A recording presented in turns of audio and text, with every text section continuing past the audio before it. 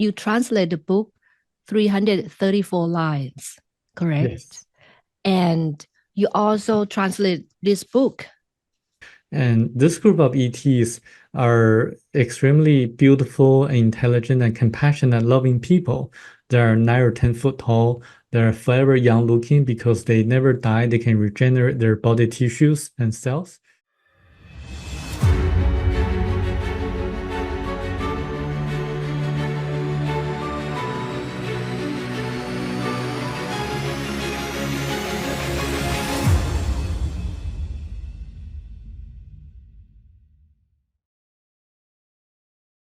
Hi, Samuel Shung. Welcome. And I'm so glad that you accepted my invitation for interview today. I'm so happy. And I want to introduce a little bit you to Thai people. So as I know that you are a translator, you are a Chinese translator, right? You translate the book 334 lines, correct? Yes. And you also translate this book Yes. in Into Chinese, Chinese. correct? Yes. Yes. Correct. The 334 lines you did translate it in English, correct? Yes. Into English from German. From German into English. And this book you translate from English to Chinese. Yes. Okay. So I'm really interested in this book and I have a lot of questions about this book. And I know that you went to meet the author of the book, Michel Desmasques. So Yes. I would like to get to know more about that. But first of all, I would like you to introduce yourself, why you start translating this book and why you're so interested in, this category because it's very, very different than a lot of books, right? Yes. I'm a certified court interpreter in Los Angeles. So I was born in China back in 1978. I was always curious about space and also the unknown, as well as the paranormal. I questioned about what happens after a person dies. So I was very interested in near-death experiences. So I was intentionally looking for information related to such questions or matters. After I came to the US, I was searching for answers, and I thought that if the ETs could come and visit us, they must have advanced technologies and knowledge. We can just learn from them. So that's in my subconscious mind. I was always looking for books written by ET contactees, hoping to learn, obtain information from them. And as you know, recently there have been a lot of discussions and testimonies in the U.S. Congress about the government's involvement with potentially UAPs or UFOs. So I found this book back in 2014, and after reading the book, I couldn't really put the book down because it actually connects the dots of everything that I was curious about. For example, the Bermuda Triangle, the Great Pyramid of Egypt, different religions, and the events documented in the Bible, such as the destruction of Sodom and Gomorrah, Exodus, the birth of Jesus, and also some of the other questions about the human biofield, human energy field, or auras. Also, the real dangers on Earth: number one, money; number two, politicians; number three, journalists and drugs; number four, religions. So it actually connects everything and answered all the questions that I had, especially regarding the Bible, the Christian religion. I was a non-believer. I didn't believe anything written in the Bible before because I thought the Christians were just hypocrites. But after reading this book, I found out that indeed the events documented in the Bible really occurred, and it's the church, specifically the Catholic Church, that intentionally distorted the original scriptures of the Bible that really caused all the issues that happened afterwards, like the Crusades, Spanish Inquisition, and things like that. So this book actually reveals everything that I wanted to know. And I think this is a very important book. So I decided to promote the book in different languages after meeting the author. So you said you promote the book in many languages. How many languages did you promote so far? It's been at least translated into 17 languages. And Wow. recently it just got published in Turkey. And it's going to be published in Arabic language. In addition to like in Japanese, Korean, and also Spanish is in discussions, and also a lot of the other languages in Europe, like I think it's translated into Italian, German, but not yet published in Germany, and also some of the languages in the former Yugoslavia. So there's no Thai language yet. No, not yet. So how do we get this list of 70 languages? There's a page on my website, chinasona.org, and I can send it to you afterwards. So it links to all the languages that the book was published in. Maybe some of my audience, their friends also, we have foreign friends. They might be interested in to read this in other languages than English, right? Yes, Okay. I'll send it to Yeah, you. that would be great if I can get that list of 70 languages that you already have published. And then we can talk later about, publishing this book in Thai. Great. So I think I'm also, I came from different path, but now we are on the same path. I Mhm. also have been looking for answers, like you just told me, and have been following Dr. Michael Sala. That's why I found you on Dr. Sala's channel, and then I found you on many channels. And I think you going to repeat again and again the same thing that people interviewing you, right? I'm Mhm. sorry if you have to repeat again. I'm trying not to ask the same questions again and again, you know. So okay, I want to tell you a little bit myself. I'm a certified health coach based on in America in Massachusetts. I live nearby Boston, but originally I'm from Thailand, and I focus on helping people recovery from cancer. And I'm a cancer survivor as well. And I don't want to have cancer again. So I just start sharing knowledge and helping people to get to know alternative medicine, alternative therapies. And that my path that I learned, I think it's not by accident or by chance, right? Everything is it's already set as a plan. And then I became more spiritual person because I realized that it's not about just the body. Exactly. There's a lot more, it's a lot more. So I have been in this awakening path and looking for the answer until, I learned that from you about this book and also another book, 334 Lies. So, which is at the end, I also want to talk about that book as well. But this one is also, like you said, it answers a lot of questions I have, but I still have more questions. So I would like to discuss more on how how did you decide that what made you actually go to see Michelle and when was that? Maybe we can talk a little bit about the book for someone that don't even know what it is, what we two talking about, right? I want you to explain that. Let me bring up some images that you sent to me. Is your PDF? Yes. So basically, this book tells a story of the author Michel Desmarquet, who was taken by this group of apparently omnipotent, uh, like all-powerful ETs to their planet for 9 days and then came back.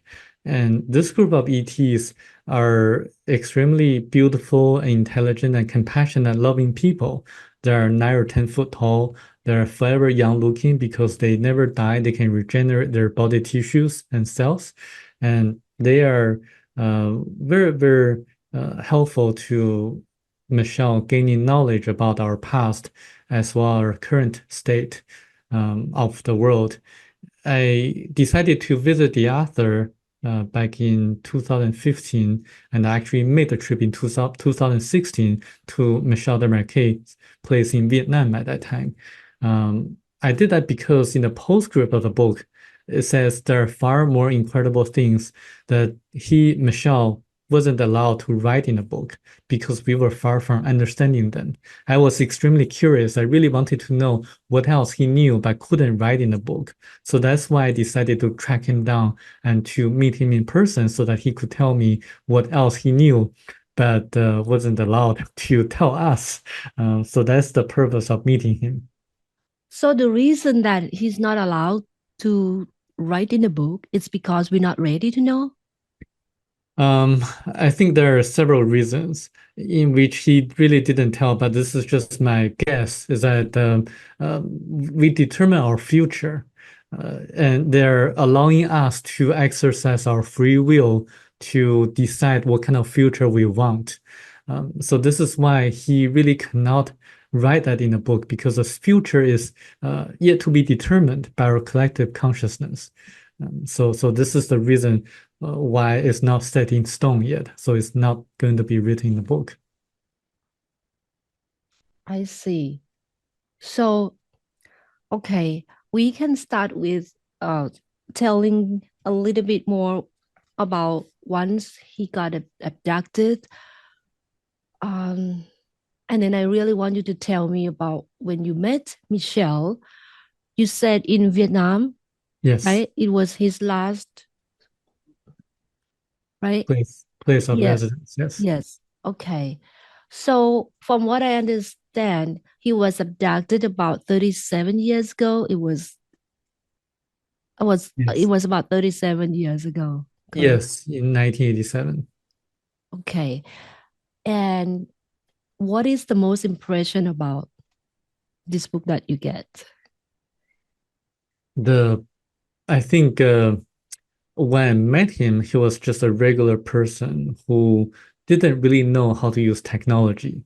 So he didn't know how to use a computer, just a very down-to-earth person. But he was really mentally alert, and very and carried a very intelligent conversation with me. And he played chess really well. And in terms of the experience that he had, I think he was very lucky to be chosen to take the trip to a different planet and then obtain all the knowledge. But unfortunately, after he came back, even though he tried his best to tell people about what he saw and heard and witnessed, a lot of people didn't believe him. And then he was actually looking for a publisher to get a book published in Australia. He couldn't because most of the publishers wanted to publish the book as a science fiction. He insisted to have the book published as a nonfiction. So that's why he waited and waited until finally he was able to get it published in 1993 in Australia. So he waited until 1993. That was quite many years after he wrote the book, right? Yes. And even that the book was published in 1993, I just found it now in 2024. I don't I know know. where have I been, why I haven't found this book long time ago. So when did you actually learn about the book? What year? 2014. That's the first time that I found this book on Amazon. 2014. Yes. And I didn't purchase the book. I borrowed the book from a library. And because, I wanted to give myself pressure because I have to return the book to the library, so I have to read it. So that's the reason. And also, I am mostly interested in taking a look at a book before buying. But this book really is something very unique. It's a book of significance. I see. So for some people that haven't really read a book yet, I'm gonna show this image from the website. Okay, so you see images? Yes. Okay. So the Doko is actually where they live inside. So on that planet, they used a metal as the core of the Doko, and the metal emits an energy field in which if you stand from outside of the Doko, you cannot look inside because it's not transparent. But once you enter the Doko, when you look outside, then everything is transparent. You can see the sceneries outside, and then prevent raindrops from going inside the doko. It's kind of like an energy field in which protects the people in the dwelling inside of the doko. So it's a very smart kind of building structure in which you don't need to use any paint, you don't need to use any wood or metals to build a structure for it to live in. And you see this a little dark, look Yeah. like a spot, but actually this is comparison between the size of Tao, which is she or he, right? But Yeah. Michelle called as she because she's more beautiful than being more like feminine, more masculine. So we can talk about that. So this is Tao and Michelle standing in front of Dogo. Yes. So This is actually one of the larger dokos on the planet. okay, I was wondering about that because by reading a book, I cannot picture how big of this dogo until I saw this. So I'm wondering, is that every dogo is that huge? No, this must be the golden doko. In one of the chapters, it mentioned that it floats about 147 corpses of different Mm-hmm. ETs Mm-hmm. from different planets. The doko that Michelle lived is actually smaller than that one. Mm-hmm. So this is the golden dogo. Yes, that's the golden doko. This is where he saw the body of Christ. Yes, or Okay. Jesus, I would say. Yes. Okay. So I'm not sure I should show image now because of the YouTube, the censorship, Yeah. because of the image is naked. Right? So um I'm not going to show that image, but anyone interested to go to Tioba.com. How to pronounce this word exactly? Is that because I heard Michelle in the video, he say, can you say the name of this planet again? Michelle is French, so in French is pronounced as Jehovah, similar to the pronunciation Jehovah.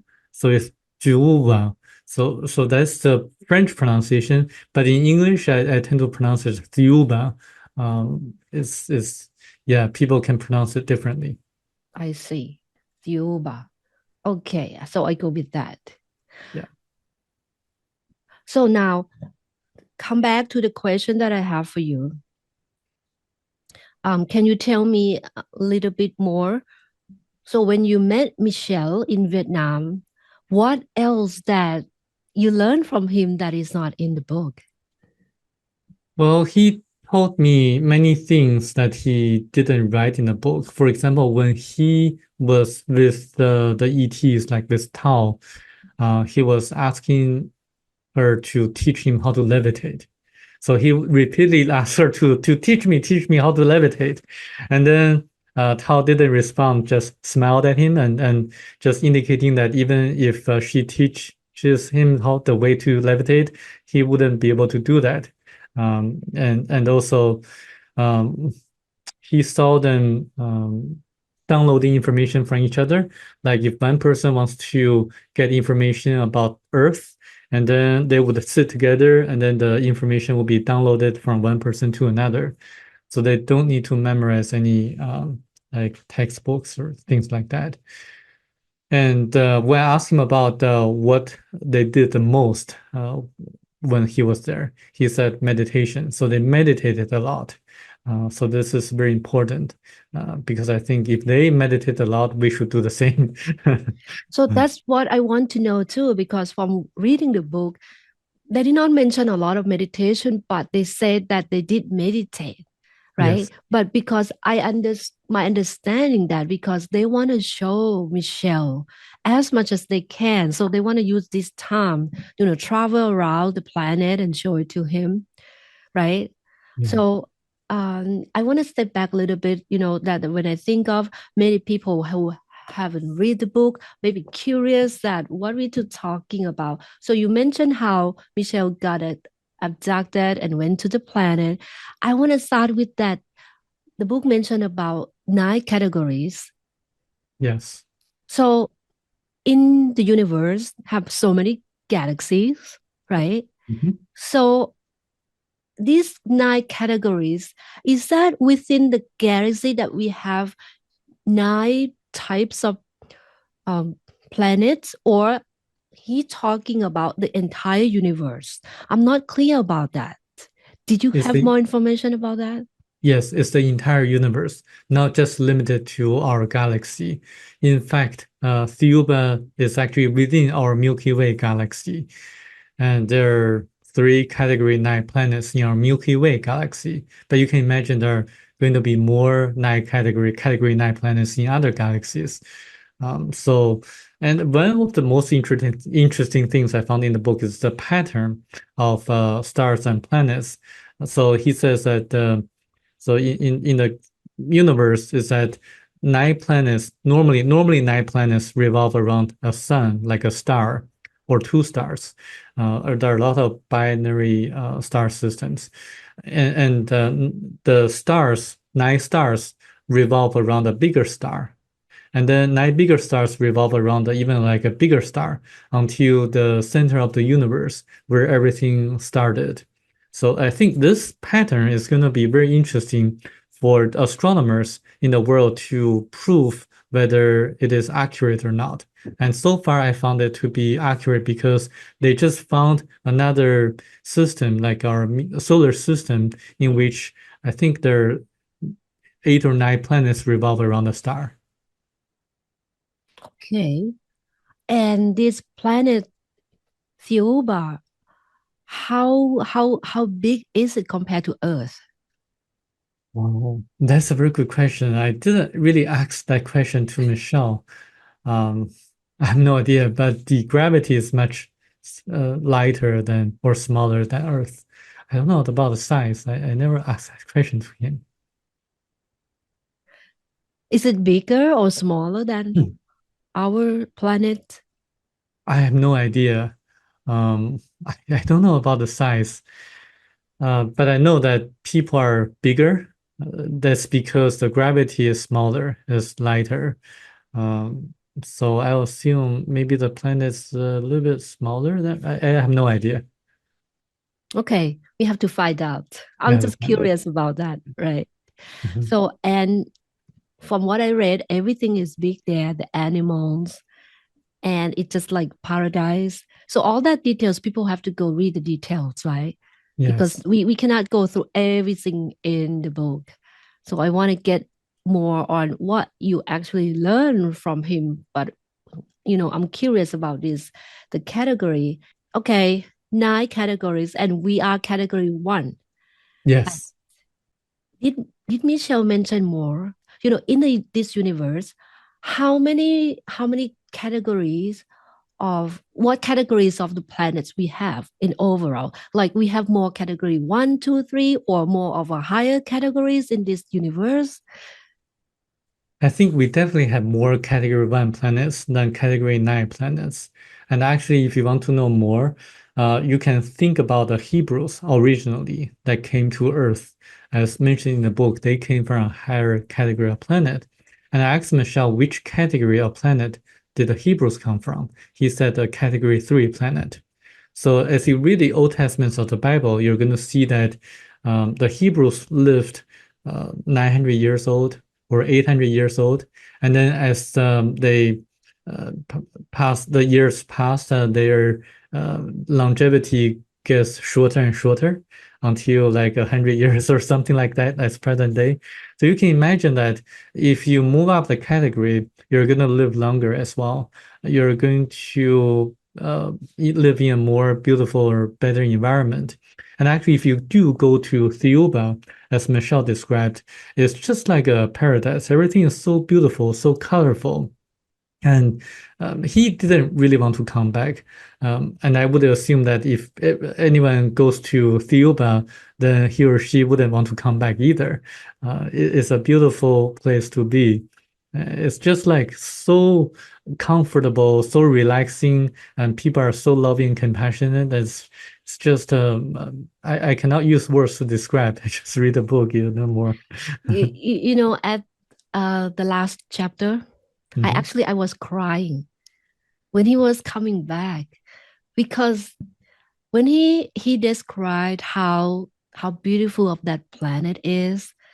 It just like I feel like I'm with him, you know. I'm like I'm there. I can see things even though I can visualize things how he described, but the feeling, you know, the feeling like seems like I also visited the planet. I don't know. I'm crazy or thinking that by myself, but did you feel the same thing when you read I the felt book? it. You Yes, I felt the felt the same same thing, way. right? Yes.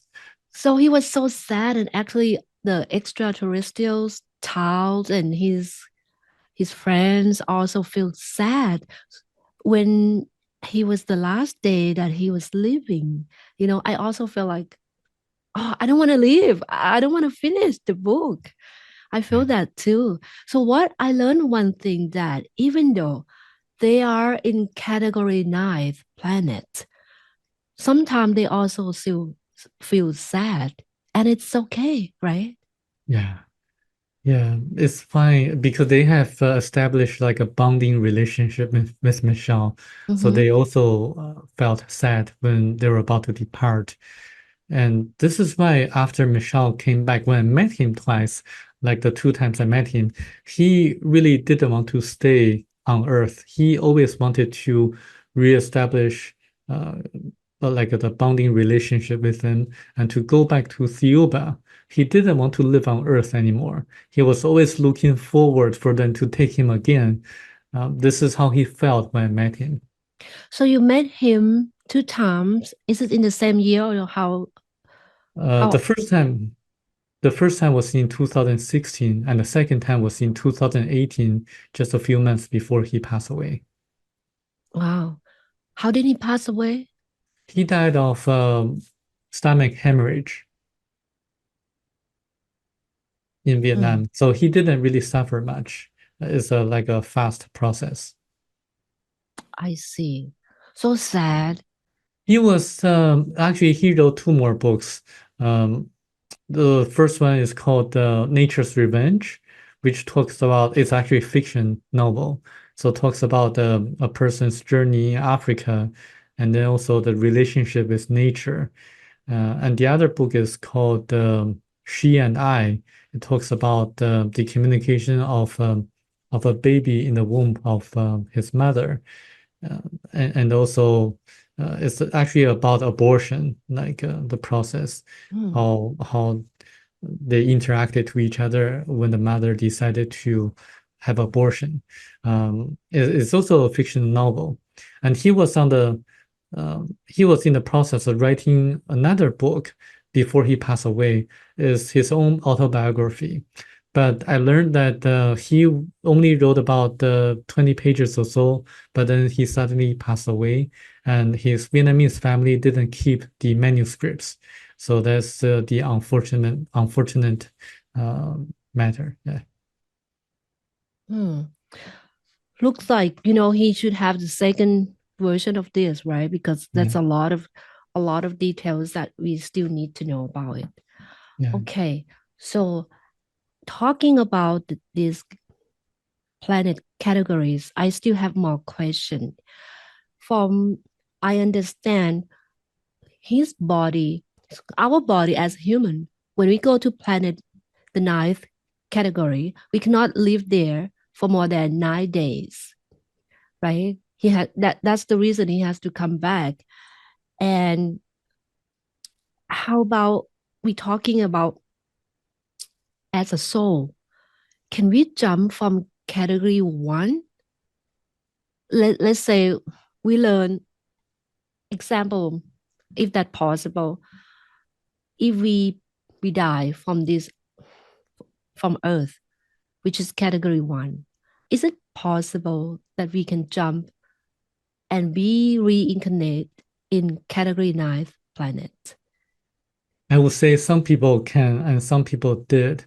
One example would be the Buddha, because if you read the book, you're going to see that he had the highest praise from the Theubans, and for any earthling that was born on Earth.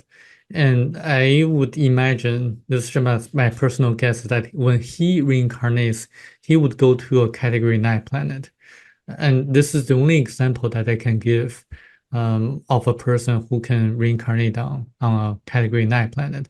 But for people like us, I think we have to go step by step and to move up the ladder in a long process and refine ourselves because we have to have this final realization.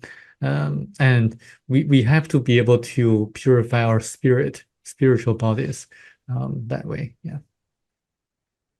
Okay. You know what? After reading a book, I also felt the same thing about Buddha. Mhm. He probably could go straight to planet category 9, right?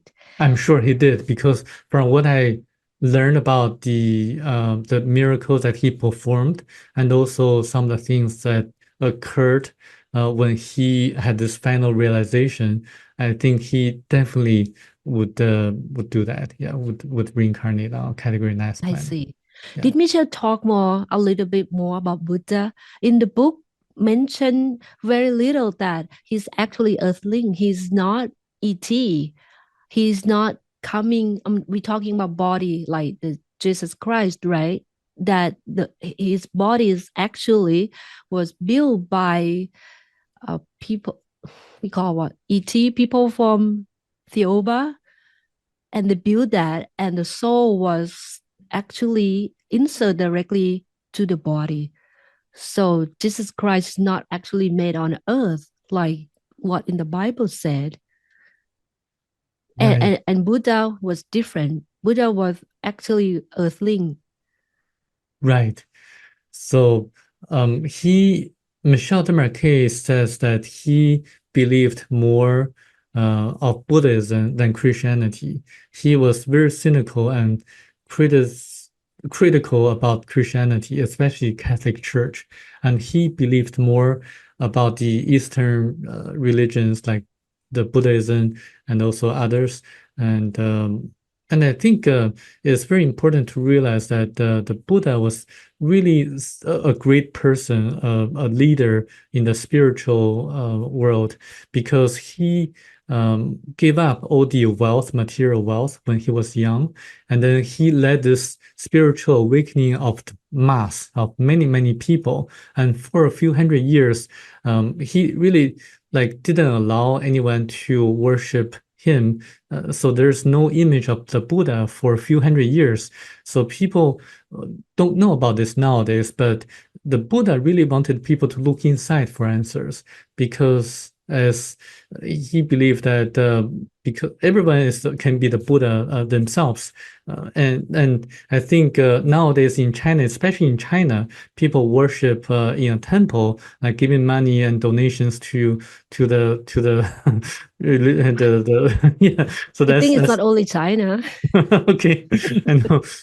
So that's actually kind of deviates from the original teachings of the Buddha. I agreed. Yeah. So what is the solution? The solution is to have real knowledge, to learn what really Buddha taught in the past, and to learn the original texts and also the ways how Buddha treated others and how he taught others. As well as like for the Christians as well, like they should learn the teachings of Christ, but not to follow a specific organized religion like the Catholic Church, because the church um, wants to act as an agent or intermediary agency between the people and the higher self or the spiritual world. When people can connect to their higher self directly, they should do so. They should not really rely on like the church to really communicate with a higher self. I think indeed we are the Buddha ourselves. We should look inside when we have life challenges, and I think this is the most important lesson to learn from this book. I completely agreed with you. So do you think that as human, since Buddha passed away a long time ago, a couple thousand years ago, like you said, we also can be Buddha. And you think maybe there are some human can perform like Buddha, but we just don't know. Yes, there are, especially in India, there are yogis and who have achieved high levels of self-realization, and they are also very similar to the Buddha as well. There are just that they don't want to intermingle with our modern world. Yeah, completely agreed with that. Mm. So about these categories, so we can go from category 1 to category 9 if we become like Buddha example, Mhm. and from category 9 or maybe 8th, 7th, 6th. So when we are in category 9, it's full of happiness, joy, but we want to come to other planets just to have some experience, because could it be that we get bored, or we just want to come to Earth or other planets, that lower categories, to help other planets? Is that possible? Yes, definitely. Actually, the Jesus was one example. His astral body was on category 9 planet, and he decided to help people on Earth. So he actually entered into the embryo implanted by the Theovans, and Mm-hmm. then was born that way, and Right. then traveled to India and died in Japan. So that's one example. Moses was actually uh, on a category 8th planet. And then he was going to a category 9 planet, but he decided to come down to category 1 and then to lead the Hebrews out of Egypt. Similarly, like I actually had a dream when I was young. I was very eager to move up and to go to category 9. And then, but there was like a kind of a sense of knowledge that after I become like after I joined the Great Ether, like a level above category 9, then I would get bored and then I would split on my own will to split from the Great Ether and then to go through the cycle again of coming down to category 1 and then to move up to category 2, category 3, and then to category 9. So the cycle continues. So that's in my dream when I was in elementary school. So then, where is the end? The Like, end is actually there's no end. It's actually a there's no forever. ending. There's no end. It's a forever cycle. It really depends on your own free will. You can decide whether to continue to be part of the great ether, or the spirit, the great spirit, or you can decide to split from the great spirit and to separate yourself and then to experience the material world or the physical world again. Go through all the cycles. When you say the great spirit, did you mean source? Yeah, the source, yes. Because in Thailand, when we talk about spirit, most people are thinking about soul, right? Um, Meaning our soul, or some people even thinking about ghost. But mhm. in this case, because I read a book, the great spirit actually is the source, where is the creator who creates everything on uh, in the universe, right? So Yes, that's what you're referring. yes, the So creator. when we can go back to the source, do we need to complete all 9 categories? I watched some of the videos that Michelle gave a lecture about this. Did you learn more from him? Yes, we have to complete the cycle in order to join or rejoin the source, the creator. Um, when we die, our spirit or our astral body joins our higher self, which is another category. So maybe category 2, and but we have to go through the process in order to join the source. So that's but even for Torah or the masters The on the planet master. Theoba, they say that joining the source is more blissful than being on category 9 planet. So you can imagine how it is when you join the source. So we need to complete and have experience on all these 9 categories, planets, right? Yes, yes. And joining the source, I, from my understanding, at that level, we don't need body. Is that right? Or we can still have body? When we join the source, we don't have the bodies anymore. No physical body, No physical bodies but anymore. we have astral body. Yes. So on Thiuba, the planet, you see the seven masters, they frequently disappear. So they Mhm. have a hard time. So Michelle told me personally, they have a hard time keeping their physical bodies. That I don't understand one thing because they have a magic, they have the power. Why they have hard time maintaining their physical body when they can just make everything pop up and change everything to anything by their force field? That one I'm questioning about it. Why they have hard time maintaining their physical body? Did you know that? Because of their natural state is to be in the astral body form. So they have to really focus to maintain their physical body. If they lose their focus, they would disappear. So in order to show Michel Desmarquet that there are actual physical beings, they have to focus and make their physical bodies show up in front of Michel Desmarquet. So that's what he meant. Oh, I see. That makes sense. So it's like they're using more energy too, right? Yes. I see. I see. Wow, that's good. Okay, I'm reading my questions that I have on my notes. You also mentioned this earlier when we start the conversation. You talk about the four most dangerous things on earth, the four things, Yes. right? Yes. And religion. Religion is one of them. Yes. Did Michelle mean, well, I mean, Tao, right? Did Mhm. Tao mean all religions on earth or specific religions? There's a difference between spirituality and religion. He meant organized religions that really prevent people from seeking the real truth, the real knowledge. Mm-hmm, mm-hmm. Um, and in the book, and also Michel de Marquet, him personally, they're more critical of the Catholic Church than any other religion on earth. Mm. So you can see the Catholic Church is very powerful, and they actually distorted the ancient scripts that they included in the Bible. Um, so removing the concept of reincarnation is actually one of the most damaging things that they did. So people nowadays, a lot of Christians don't believe in reincarnation anymore. So this is why they're mostly critical of the Catholic religion or the Christian religion.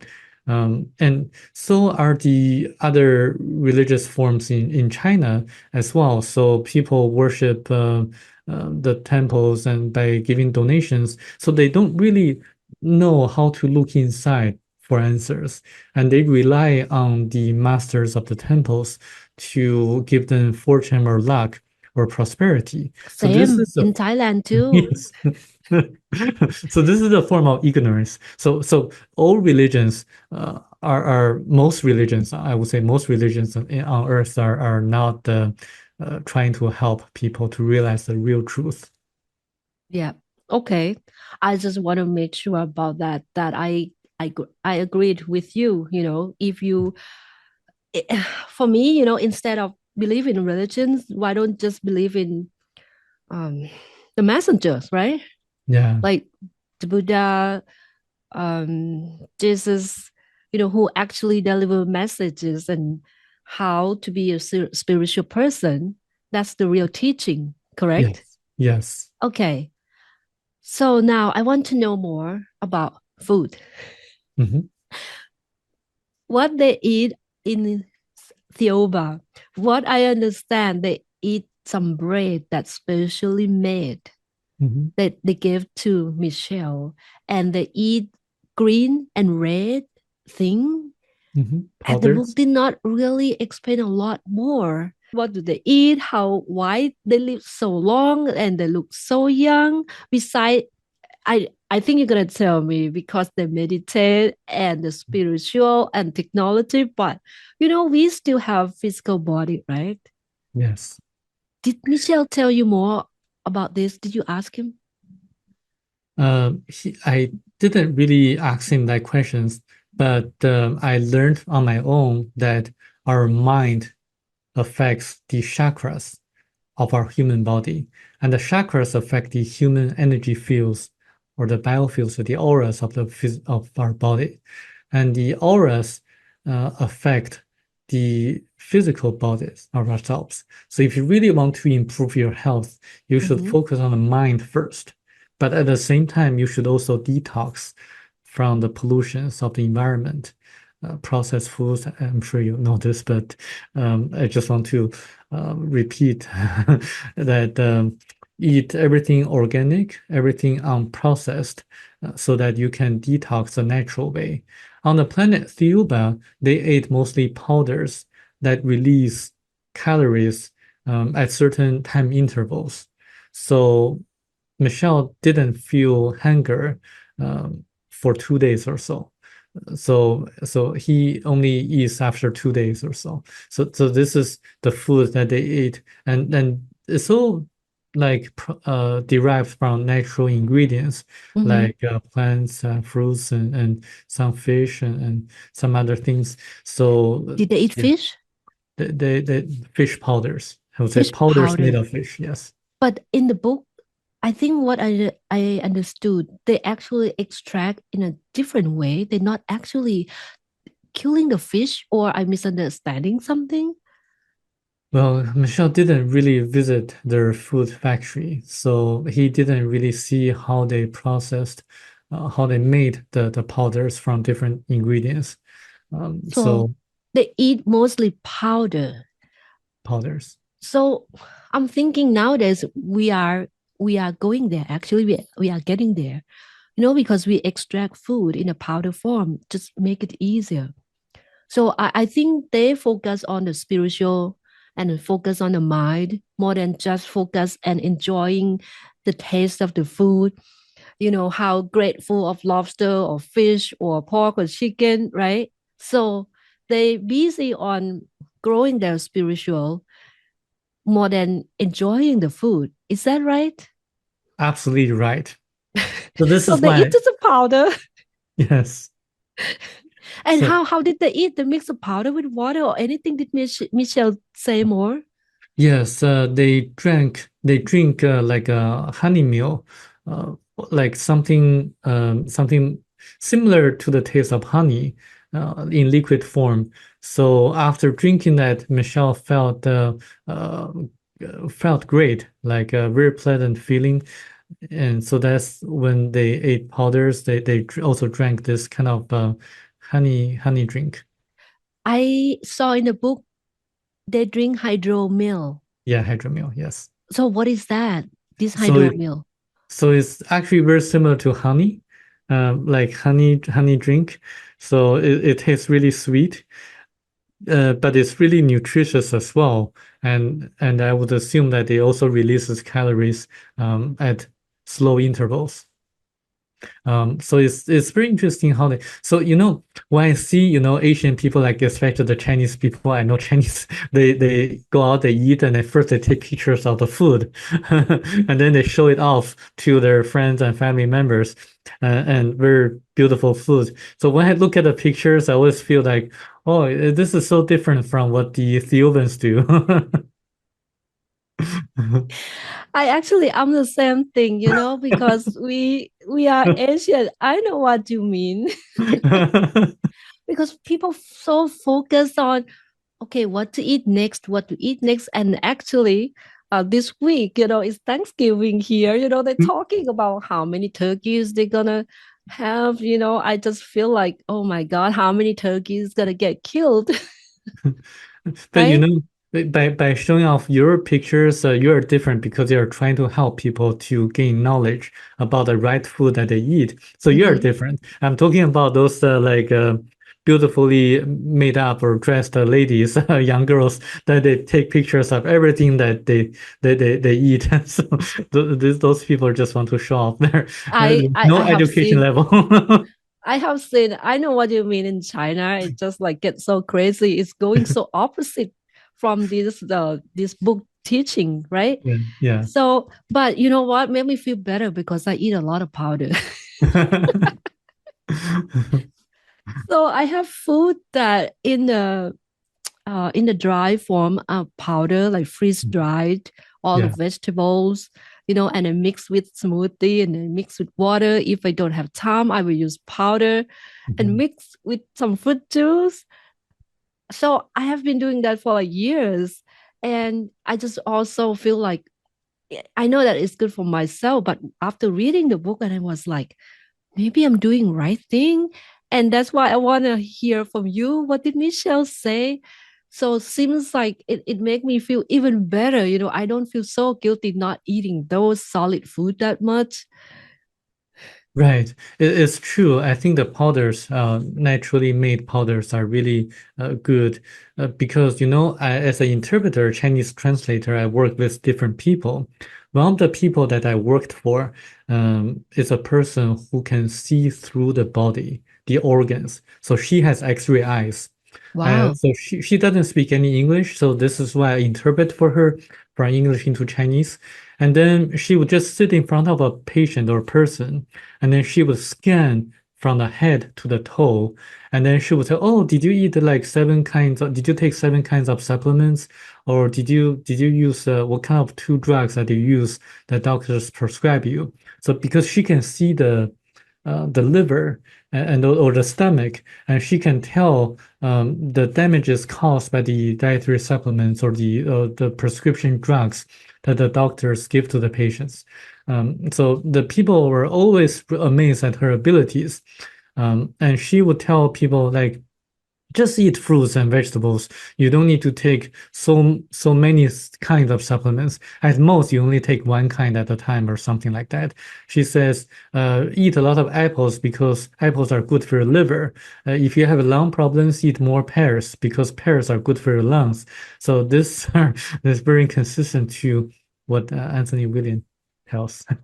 Is she still alive? She's still alive. She lives in Orange County in I Los would like Angeles. I would like to know more about that actually. Okay. I'm really interested in that. If I can see her, interview her, or actually, meet her and have you translate. Okay, so let's come back to Theoba. I have more questions about this planet. Okay, this question, the book mentioned how we reincarnate on Earth, and I heard a different theory. I want to ask from what you hear from Michelle. Have you heard about this? That before we reincarnate on Earth, we actually being captured by reptilians Mhm. and killed by reptilians. Mhm. And actually, reptilians implant something at astral body level in our soul. They implant fears. And that's why people on earth have a lot of fears. And this theory, they're saying that everybody is is captured by reptilians before entering on earth. I'm not sure that would apply to what I read on this book. To me, I don't know. What do you think? I think those are very good science fiction stories or trying to scare people away.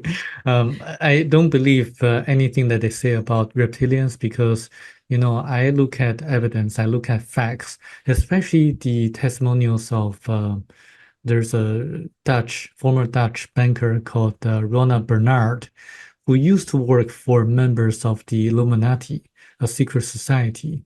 And he personally witnessed like one member of the secret society killing another person just by putting his hand on that person's heart and making the heart stop for a few minutes.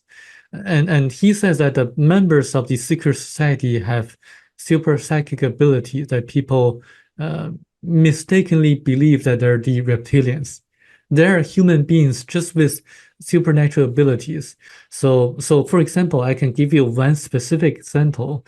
There's one person in Switzerland who says that he had encounters with the ETs and UFOs, but from the channel You mean information or Billy yeah, Meyer? Billy Mayer, yes. Okay. So he says that according to the ETs that he had contact with, Mm-hmm. the Great Pyramid of Egypt was built using 200,000 slaves in a 40-year period of time. So this is the information he said he received from the ETs. But when you look at such information, do you really think that the Egyptians took 40 years with 200,000 slaves to build the Great Pyramid? Do you really think that's possible or that's feasible?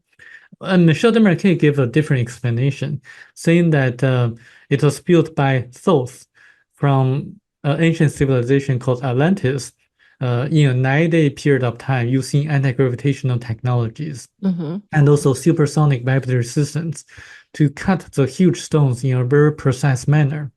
It was not a tomb for the pharaohs, but an energy center that can capture the cosmic terrestrial energies so that the users, the great pharaohs, could sit in the Great Pyramid and concentrate and meditate to communicate with other beings on different planets by projecting their thoughts from the top of the pyramid into other worlds. And they also use the Great Pyramid to make rain. So this is a more plausible explanation that can be proven and verified by modern scientists. So this is very different. The messages received by Michel Desmarquet are vastly different from the messages received by Billy Meier. So this is the kind of information that I tend to focus more, like the comparisons and the results of the information, whether they're logical and possible and plausible and feasible and makes common sense. So this is the kind of things that I look for when I read books or when I listen to messages supposedly by ET contactees. I also have Billy's book as well. I know. So, I also have been searching and looking, but do you believe that all the pictures that Billy took, they are real? He saw the real UFO for real? I do, but I believe his experiences are real. But I do also believe in learning from the best because there are different kinds of ETs of different categories of planets. So one example would be the Grays. According to Michel Desmarquet, the Grays also come from a Category 1 planet. Oh, really? Yes, yes. So All this is grays or some, or tall gray, short the gray? short Grays, the big eyes. Almost most grays come from category 1. Yes, the short ones that the U.S. government has contact with, Mhm. and they're trying to reverse engineer their technologies. So the Grays, So that is real then. If you that's real. believe that the grays are there, so not all grays are good ones. So earlier you mentioned that you don't believe that they are like bad ETs. Right, I have a reason for that. So Okay. In the lectures that Michel Desmarquet gave, he talks about going to the moon. And he says we are actually warned off from going back to the moon. We cannot go back to the moon because we are not ready. So when the American astronauts landed on the moon, they saw the ETs warning them not to come back to the moon again. So this is real because we have far more advanced technologies at lower costs, but we haven't gone back to the moon for 50 years, more than 50 years. Because What's they the don't want us reason? to go back. They don't want us to go back because we are Because, preventing us to polluting other planets. oh, So they say we are not ready. We are just like monkeys or gorillas fighting amongst ourselves. So would you invite like the monkeys or gorillas messing around to your beautiful mansion and make a mess? You wouldn't. So they're preventing us from exploring the rest of the universe. but then who live in the moon then preventing us not to go back there? Because I heard the moon is not organic. It It it's is. it's a metal thing. It's someone built the moon, and the moon is not what we think. Did Michelle talk a lot more about the moon? Can you It tell me is. about the moon now? I'm interested in that. Okay. It is actually in the book in one of the later chapters in which Michelle asks about the moon, and the moon was actually captured by Earth a long time ago, millions of years ago, and it's going to it's actually moving closer to Earth, not farther away from Earth, and it's going to hit Earth in about I think 200,000 years or so. Um, and the Lemurians on the continent of Lemuria um, actually came from a different planet, and they used the moon as a transfer station to move their people from their original planet to Earth about 250,000 years ago. So this is why people say that there are artificial structures on the far side of the moon, on the back side of the moon. Yes, there are artificial structures built by the ancestors of the Polynesians, which are the Lemurians, long time ago. And this is according to Michel Desmarquet, which I find to be reasonable, makes sense. And by the same token, if the ETs prevent us from polluting other planets, they would also prevent evil ETs from invading us or polluting us. So they're keeping they're keeping us in a very safe environment. Interesting. So I have been, searching about the truth about the moon for a long time too. Now that I remember when you mentioned about the book, also mentioned about the moon, but not very, very detailed. Yeah. No? Okay. And more questions. Okay, so you answer about these reptilians putting implant fears. You think that's sci-fi fiction? Because I also believe that I was not killed by a reptilian before coming to Earth, you know. And do you believe that it's our free will? We choose to come here to learn for some reasons. Yeah, I do. Because what happens is that when I was with Michel Desmarquet in Vietnam, he actually recommended a book called Life After Life by Dr. Raymond Moody that talks about the near-death experiences. So what happens is that when a person dies, the astral body leaves the physical body, and then there's a life reveal process, revealing everything the person did in his lifetime or her lifetime. And also he would be able to feel how others felt when he or she did certain things onto others. So it's like a holographic experience playing back everything that happened in his or her life. And then because he would be able to feel everything that others felt, he would be able to evaluate how he did in his lifetime. So this is a self re-evaluation or self-review.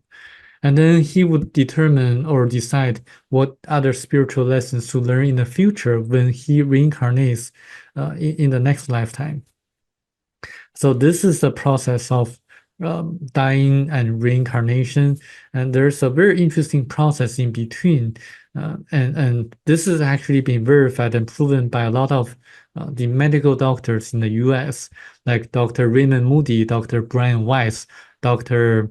Michael Newton, and Dr. Ian Stevenson, and they actually studied reincarnation and near-death experiences in a clinical setting through hypnosis and also through like past life regression and through analyzing people who claim to have past life memories. Okay, I would like to get a link of that book, Life After Life, if you could send me later. I'm Yes, interested reading that book as well. So yes, that means we decide, right? We review our life and yes. then we decide to come back here on Earth or not. And could we want to have the same experience but on different planets, same category? Is that possible? Or we Yes. have to come back on Earth to actually experience and fix whatever we think that we did something wrong on this life and we want to come back and then fix that. Do we have to come back on Earth to really finish what we did not finish? If you commit suicide, then you have to continue to finish what you did not finish. So suicide is forbidden. It's like a breach of contract. You have to Right. finish where you left off. Yeah, Uh, but in case that, okay, we're not suiciding, but we did something really bad, we reviewed it. Oh my God, I should have not done that. I did something really bad for this person. My question is, do we have to come back and play that role again on Earth? Could it be a different planet? you would decide on your own after you pass away in the astral form, and then you would determine what kind of spiritual lessons to learn. So you have the free will to take the next reincarnation or not. So it's all Okay. depends on free will. You're going to be the best judge, the best evaluator for yourselves. And for people like the Buddha, and he can actually jump from category 1 to category 9. But for us, we have to go through the different steps and process. So there is no hell, no heaven, like we have to go to hell and being punished. And that is just the fears that the religion try to keep us, right?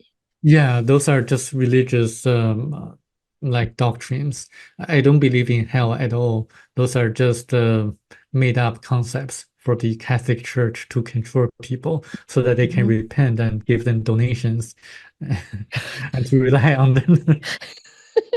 You were very straightforward. Yes. Okay. Okay. That's that. I'm with you. So I have next question. You have a little bit more time. I know Yes, I that. did. Okay. I'm really enjoying talking to you. I learn a lot more and also confirm a lot of information too about psychosphere in this Uh, book. When Michelle, okay, he fly, right? Uh, yeah. and he called it like a flying carpet. Yeah. So anyway, um, he was shown and he went to psychosphere to see his 81 lives in his past. Yes. From my understanding, it seems like this psychosphere, it's the same as Akashic record. Yes. It's the same. Yes. It's the same, right? It's just different, Names. yeah, different name. Okay, I'm glad that when I read that, I felt like, wow, that's Akashic record. It is. So did Michelle talk about this more? Is it one psychosphere per galaxy, per universe, or we all have just one giant psychosphere for the universe? It's the one psychosphere per planet. Per planet? Per planet. Yes. Really? Yeah. So that means when he had past life many planets, so he have to jump from this psychosphere to another psychosphere. Yeah, with the assistance of the people on Thiuba. So when he revealed his past lives, he remembered there are like three people from Thiuba helping him during his journey of his past lives. Yeah, I remember three of them. Yeah. Okay. So it takes a lot of mental power to do that. And if you read the book written by James Churchward, when he visited India, there was an Indian yogi who actually did very similar things to James Churchward as the Theobans did to Michel de Marquet. So that yogi, Indian monk, he actually brought James Churchward to his past lives too. So people in ancient India could do that, and I would assume that other people like um, let's say Edgar Casey also could access the Akashic record. Um, but regarding Michel Demarquet's past lives, I did ask him some questions. Remember, when in one of his past lives, he was a German miner who Mm-hmm. accidentally killed his wife by accident, leaving 8 children behind him. So because of drinking, like he's drinking like a lot of liquor or drinks. So I asked him about, so I asked him like, why did you drink? Why did you drink so much? And why did you kill your wife? Because I was basically in tears when he did that, was reading the book. I mean, why did you do that? Why? He said, oh, I just did that. That just happened. So, and then when I met him, he was still drinking, like not too much, but a little bit of liquor. Yeah. Oh, could it be because of what he did in the past? We still have that Um, habit. Is I that was possible?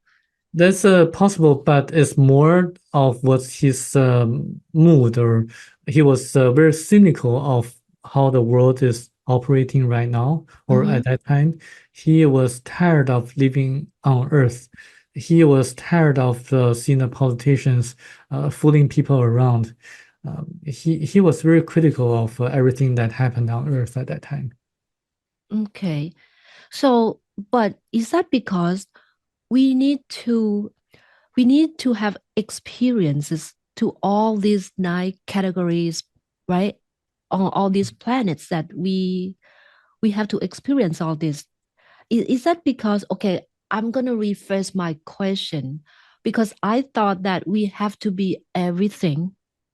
We have to experience everything from poor beggar, or we could be queen, Yep. or could be a king, or could be a monk, could be anything. We have to experience everything first before we go back to the source.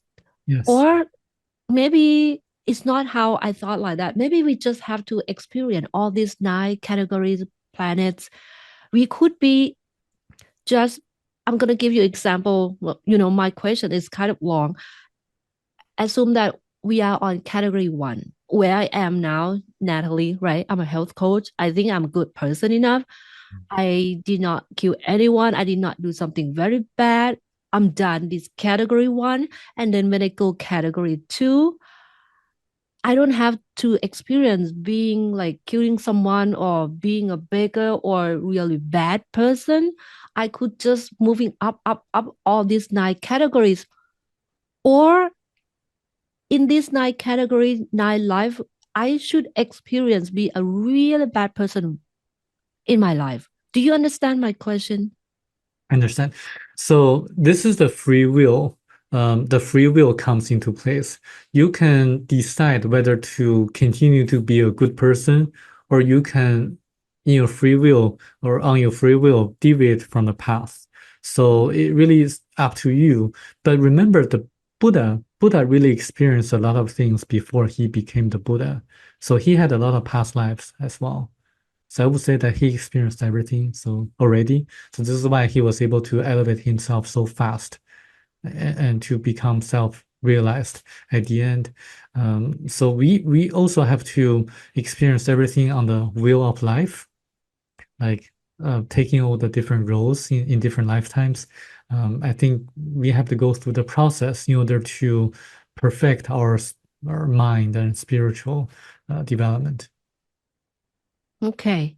Did you ever had the past life regression? No, I wasn't able to go under when I did my hypnosis. Do you want to know your past life? Kind of want to know. When I read this book, I just can't believe Michelle did that. I can't imagine, because we forgot, right? Yeah. And how many life I had in the past and what bad thing I did in the past. I'm not sure. I want to know that. But like if it doesn't necessarily mean that you did something wrong in the past lives that you're here on Earth. It's Mhm. because you want to challenge yourself in a harsher environment. The more challenging the environment is, the more you can learn in the spiritual realm. It's just similar to like if you're always given very simple mathematical problems like 1 + 1 = 2, Mhm. you wouldn't learn much. But if you're given like a calculus problem, then you learn a lot. So living on Earth is just like you being given like a calculus problem for you to navigate the system. The harder the problem, the more you learn. So think about this.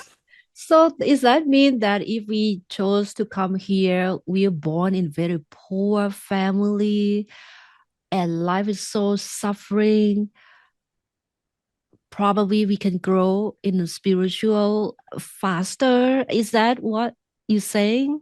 Yeah, you can if Like you when life is hard, that's yeah. that's better to learn.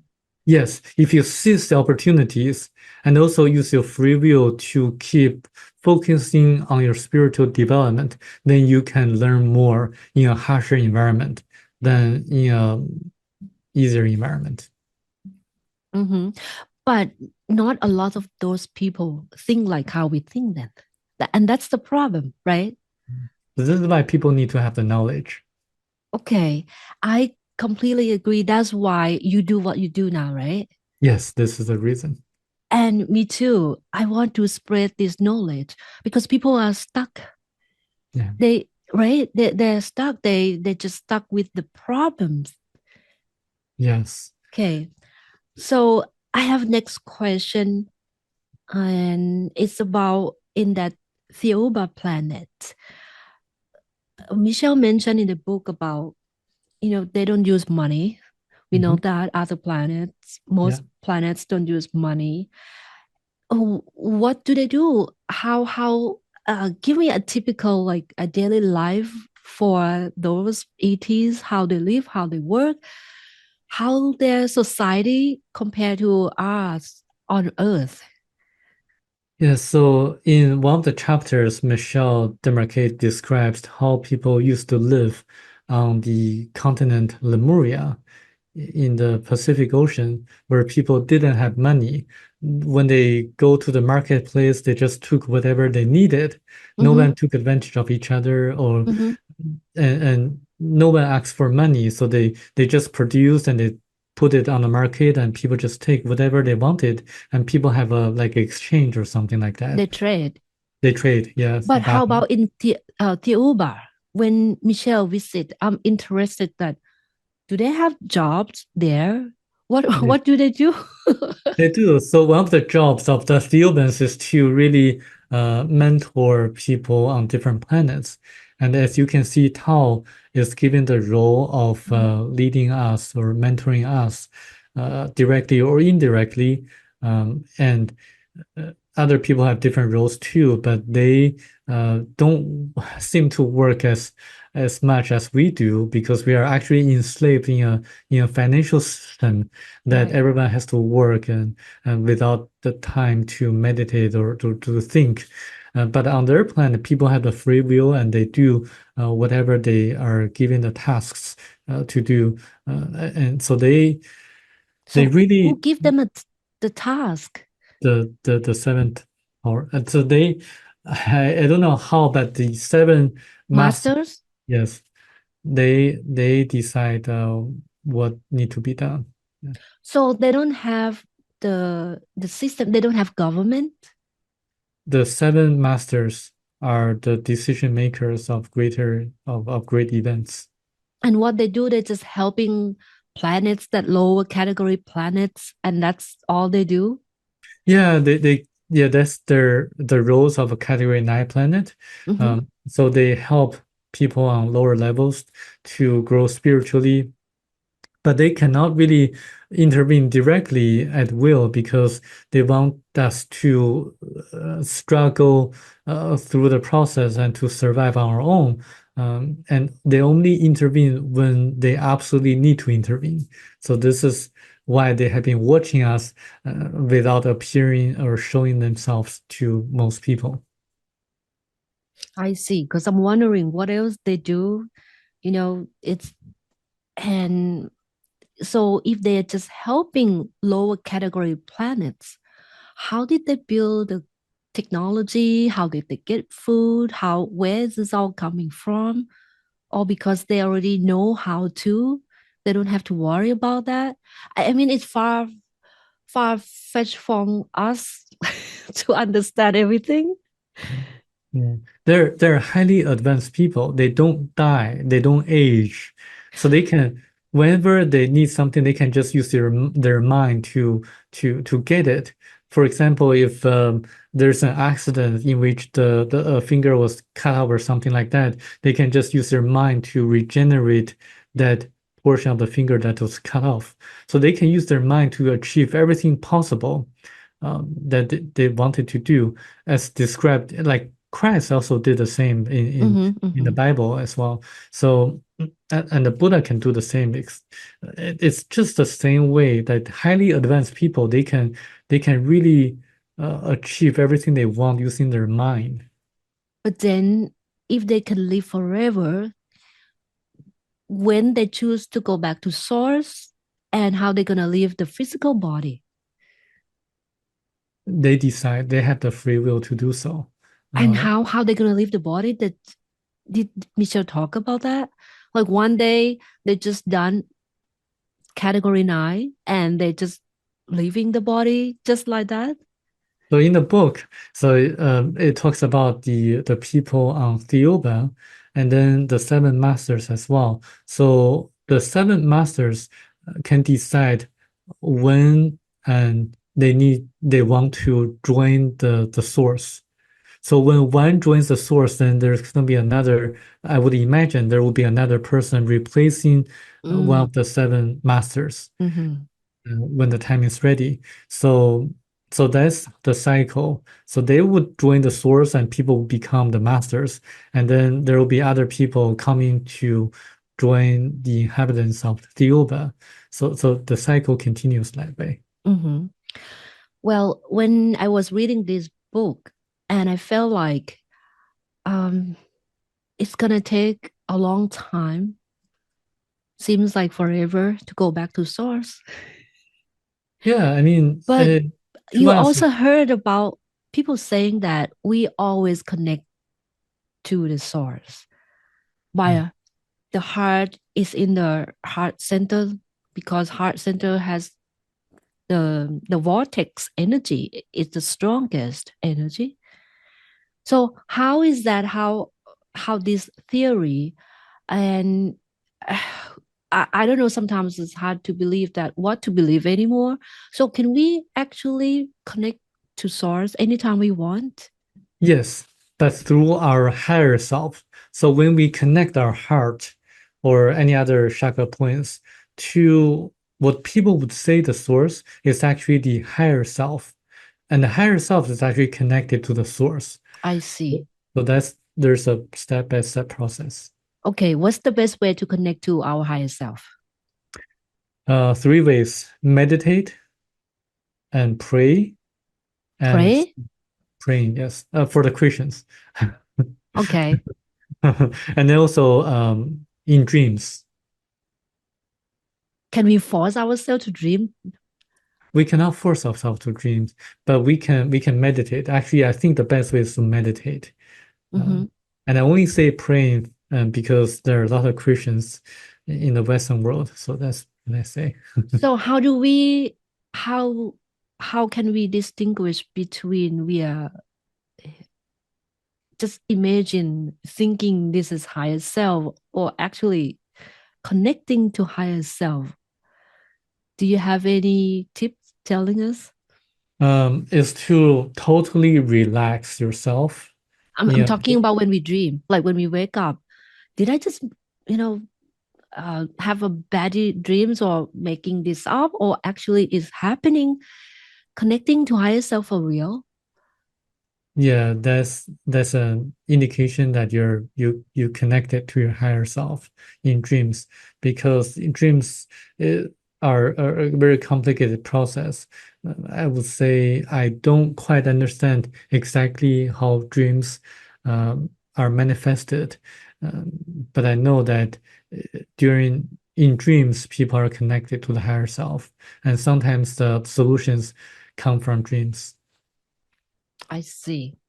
Okay. So that answered most of my questions. And I know that Michelle focused on aura a lot, right? The book talking a lot about aura. And his last day on the spaceship, he also lost ability to see aura. Yes. So what should we do?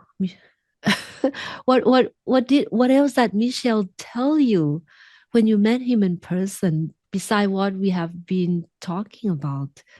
So when I met him in person, I showed him pictures that I found on the internet portraying different auras. And and he actually picked one of the pictures, saying that this is very similar to what he saw when he had the ability to see auras. Is there Uh, anything on your slides that you want me to bring it up? yeah, similar to the aura PDF, the first page of the aura PDF. So it's like that. You mentioned about the book, this book. I Mhm. ordered this book. I'm getting soon. The book wrote by Barbara Brennan and Judith Collins. Yes, Did you read this book yet? I did. Is it very good? It's actually really good. It's Human Aura book. Okay. So between the book written by Barbara Brennan and Judith Collins, which one you recommend first?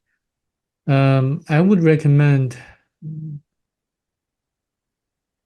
depends on people's taste. If people want to read stories, then Judith Collins, the Human Aura book is good. If people have more like a scientific mind and want to read mostly nonfiction, then Barbara Brennan's book, because it's I more I like steps, like step how to do it. how to do it. Yes. Then I would say the 334 book. Really? I think that book teaches people the right way to see auras. Really? Yeah, Wow. I try not to go back to that book. But that book is not for everyone, but okay. You have the book, right? Let's show that book. so What chapter I should read?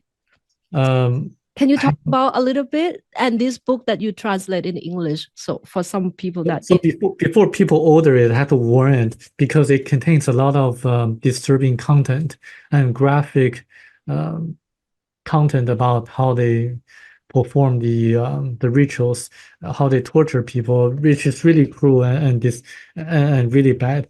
But it describes how the author was able to see auras in a very specific detail.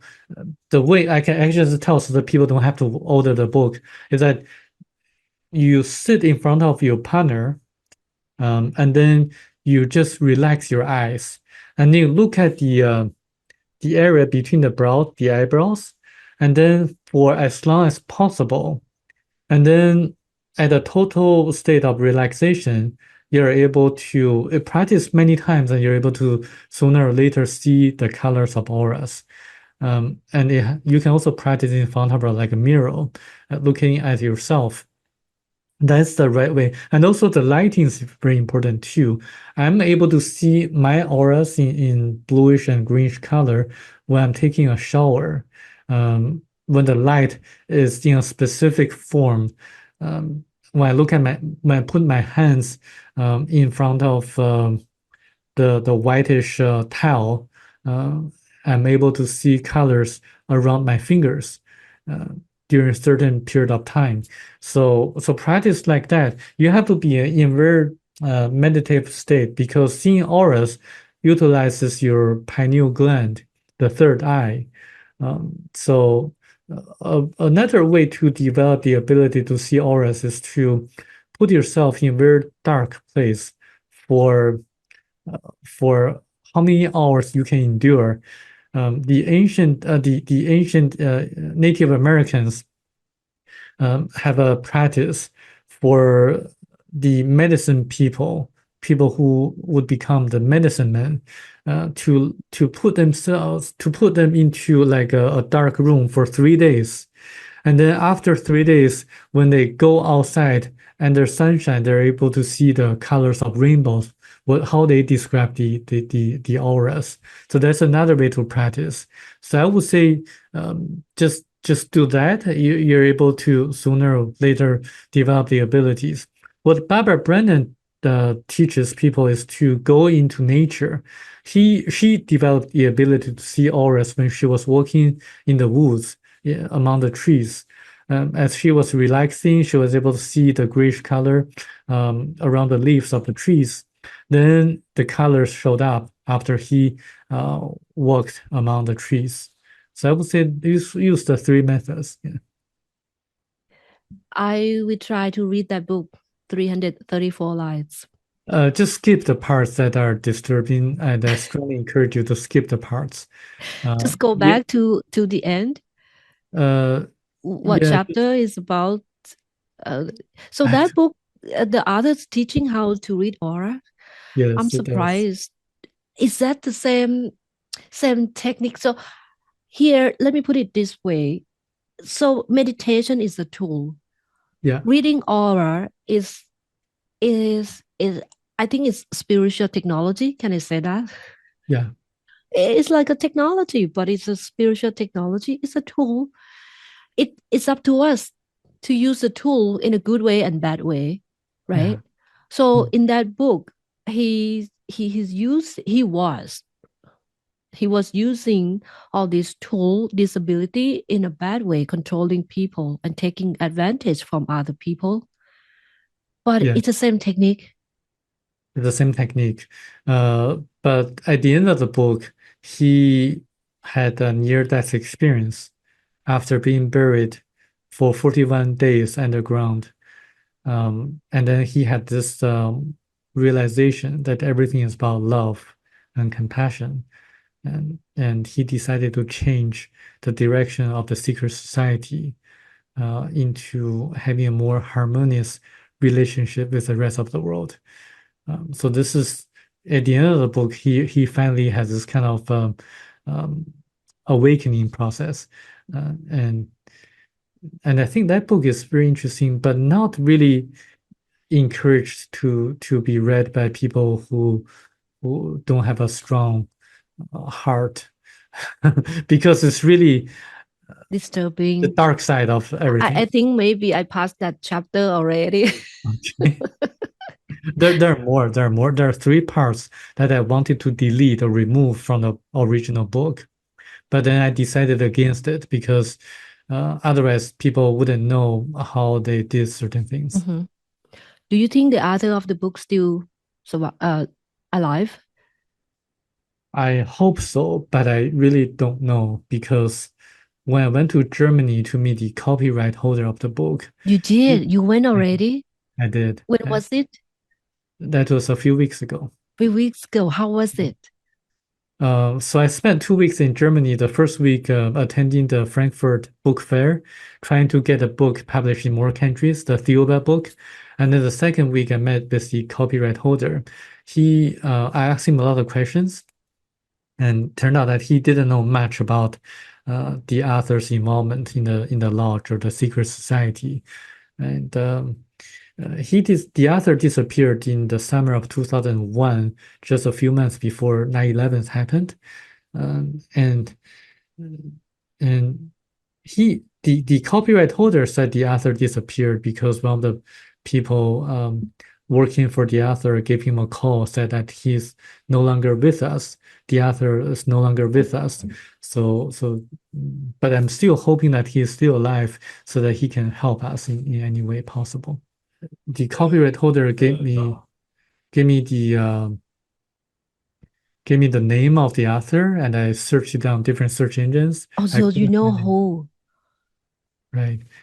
Anyway, so I might go back reading that book then. Now that you mentioned about the steps how to read aura Yeah. is in that book. And I'm gonna show this slide from your PDF that you sent to me. Knowledge is power. And is this has anything to do from Theoba book or Michelle mentioned it, or is this from your knowledge? It's from my knowledge because I think what's said by Anthony William would be helpful to a lot of people. But people should also realize that the mind is more powerful than anything else. But for the people who want specific results and they need certain specific acts for them to see results, then I would recommend people to follow what's suggested by Anthony William. Okay. Why Anthony Williams? Because I find his knowledge and information to be verifiable and makes common sense, and is consistent with the other lady that I mentioned previously, who has X-ray eyes, can see the organs, and a lot of the things that Anthony Williams said is actually confirmed are actually confirmed by this lady in Orange County. So this is why I think when two people who are not related to each other, who speak different languages, and who have specific supernatural powers say the same thing, then that knowledge needs to be paid much attention of. I have all of his books.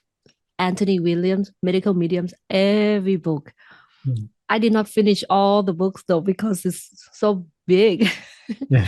but it's but I use as references like what I need to eat and what supplements. So going back to originally when we talk about that, you mentioned that we actually should not be taking lots of supplements, but Anthony Williams talk a lot about supplements. It's kind of did you see that information is contradict itself a little bit, but his supplements is all natural though. I have to admit that it's all herbs based. Yeah. So people need to have independent thinking when it for things like this. Anthony William tells people to eat or to take certain supplements such as zinc or vitamin B12, certain kinds of B12, and a lot of A powder. lot, a long list. Yeah. Yes. And people need to be selective, and they don't necessarily have to purchase the brands recommended by Anthony William. They can find other alternatives in other parts of the world, such as I know Thailand has a lot of very natural foods, Mm-hmm. and they don't necessarily have to buy the supplements made in America. Um, so I think and also it makes a lot of money to Anthony William. And also I have to emphasize one thing. People who have supernatural abilities or people who have psychic abilities do not necessarily mean that those people are spiritual. And people who are spiritual do not necessarily have supernatural or super psychic abilities. Really good point. Yes. And have you heard one episode, one podcast? Anthony William was talking about he was actually, I'm not sure abducted, but he actually have connection with ET. Yeah, he had an encounter. I know that specific episode. So this is why people need to have Physically though, physical. physically one episode that I listened to him. Did you believe that? What he Um, said?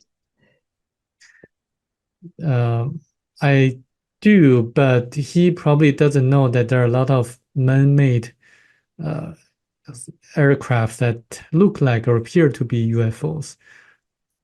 And there are also man-made ETs by the secret government program uh, in the States and elsewhere that appear to Mhm. be extraterrestrials, where in fact they're man-made. But all of his medical information is coming from his download from his Yeah, companion, right? spirit. Yeah, the spirit. And those information are really good. Uh-huh. So Yeah, he didn't go to medical school. He just getting information from, you know, what he calls the spirit. Yeah, spirit, right? yeah. It could be from his higher self or and actually ET is telling him.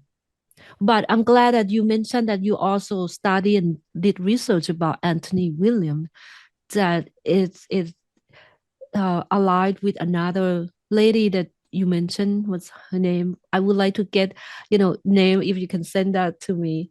Okay, You won't be able to find her information on the internet or really? but she has a book in English. Yeah, she has a book in English. Yeah. Okay. So we are closing soon. Anything else that really important? What when you met Michelle in Vietnam, and what else? What are the messages that not in the book that you would like us to know?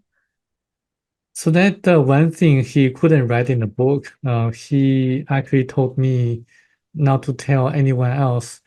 Uh, Are you gonna tell me then?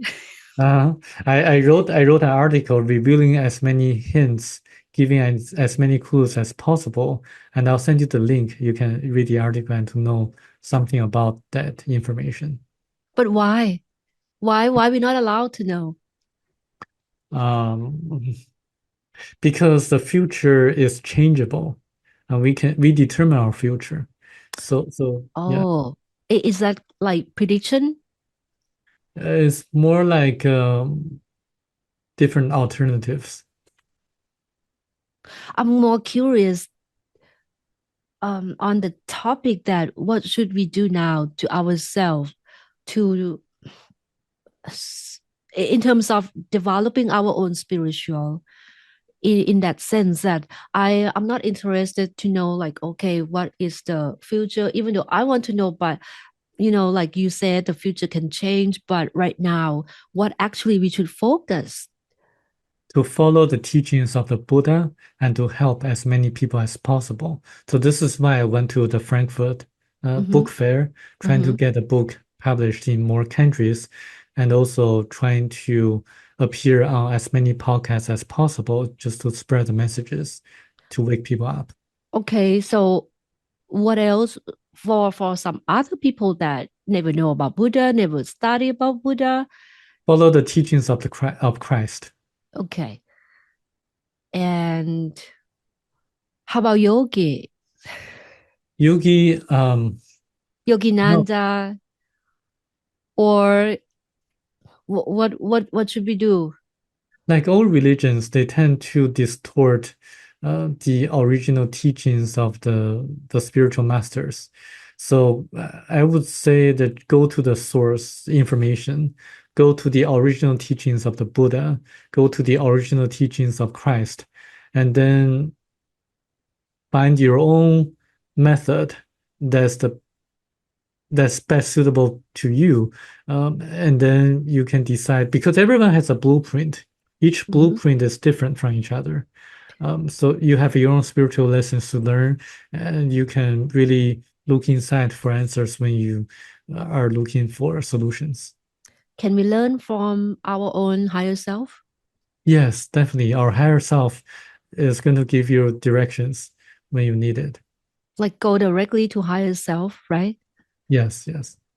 That's Just possible, right? as possible. Yes. Okay. Just for some people not very religion and they somehow they can connect to their higher self. Okay. Okay, that's very well. Some people they ask me, people who are actually awakened, only people who make enough for living, only or not, because people still struggling, day to day. They wake up, they go to work. What they care is to make money for living, to feed their family, feed themselves, and buy things that they want to buy.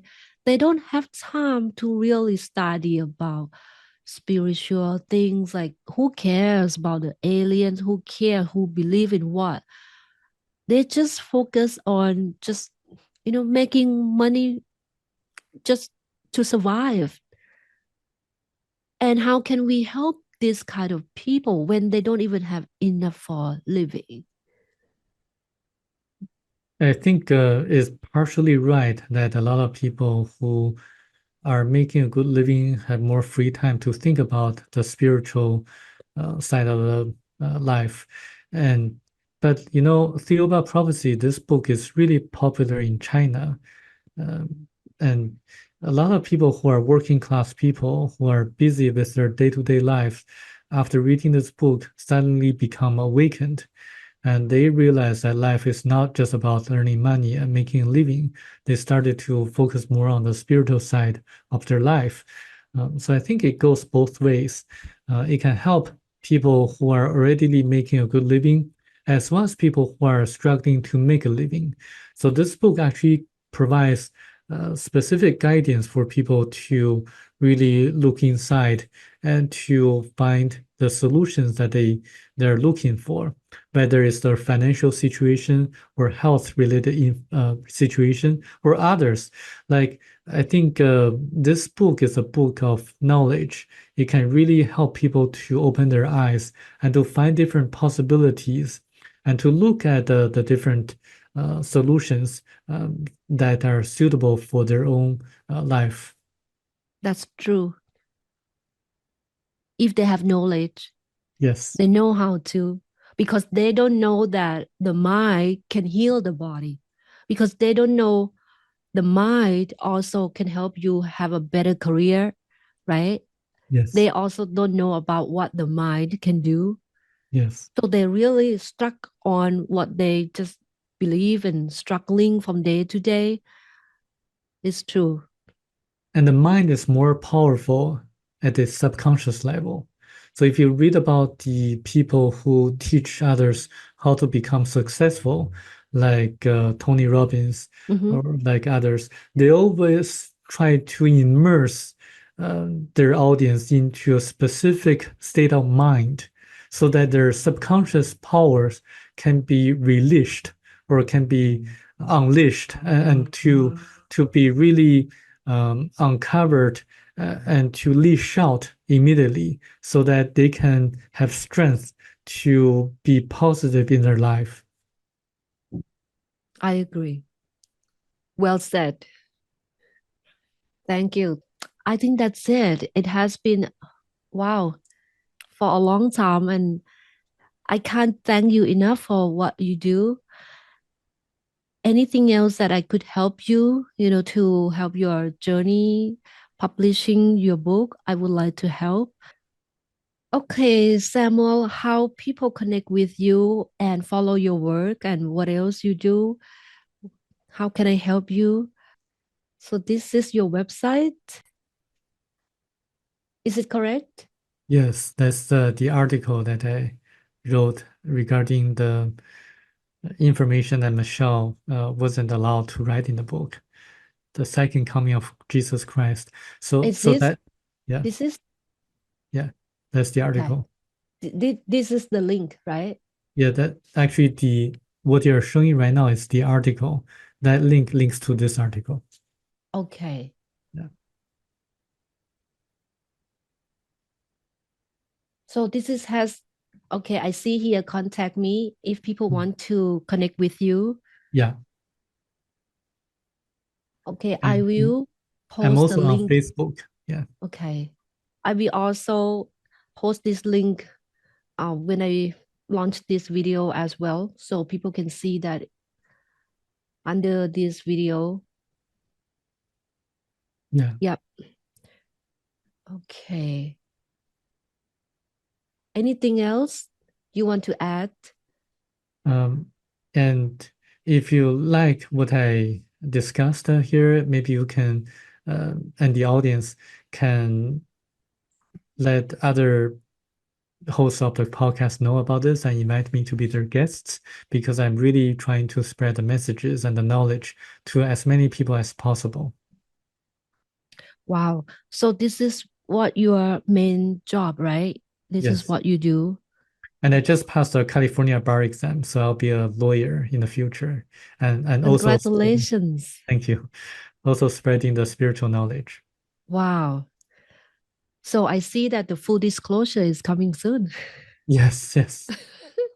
Hopefully, we see this full disclosure in our lifetime. Do you believe that will happen in our lifetime?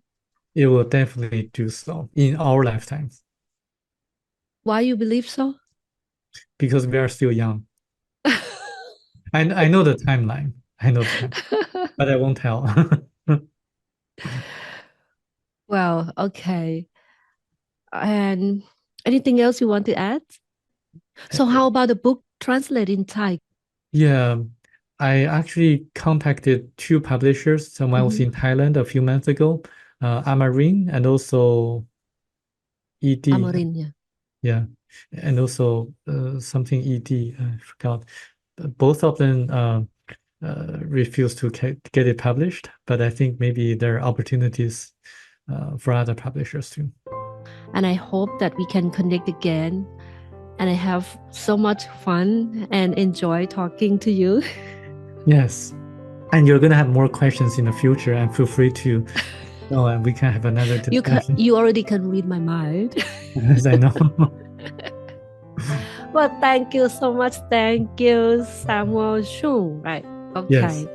So I hope I will um, talk to you sometimes again, in other topics or maybe more on the book about 334 lies. Mhm. Thank you. Okay. Thank you so much. Yeah. Thank you.